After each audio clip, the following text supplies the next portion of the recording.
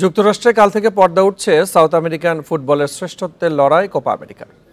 উদ্বোধনী ম্যাচে লড়বে আর্জেন্টিনা কানাডা। ম্যাচ শুরু বাংলাদেশ সময় সকাল ৬টায়। নিজেদের সবশেষ প্রতিযোগিতামূলক ম্যাচে চিরপ্রতিদ্বন্দ্বী ব্রাজিলকে হারিয়েছে আর্জেন্টিনা। এরপরে টানা ৪ প্রীতি ম্যাচ জিতে কোপা আমেরিকার প্রস্তুতি সেরেছে বর্তমান চ্যাম্পিয়নরা। মেসি, ডি মারিয়ারা আছেন দুর্দান্ত ছন্দে। ডি পল, ম্যাক অ্যালিস্টারও যে কোনো সময় ম্যাচের মোড় ঘোরানোর সামর্থ্য রাখেন। তাই ফেভারিট হিসেবেই লড়াইয়ে নামবে স্কালোনির দল। ২০১০ সালে প্রীতি ম্যাচে কানাডার মুখোমুখি হয়েছিল আকাশে নীলরা। ৫-০ গোলে সেই ম্যাচ জিতেছিল আলবি সেলেস্তারা।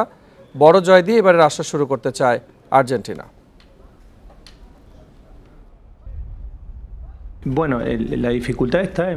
ওদের বিপক্ষে আমরা কখনো প্রতিযোগিতামূলক ম্যাচ খেলিনি, তাই র্যাঙ্কিংয়ে পিছিয়ে থাকলেও ওদের হালকাভাবে নেওয়ার সুযোগ নেই। সব দলই আমাদের জন্য সমান, তাই লক্ষ্য একটাই, ম্যাচ জেতা।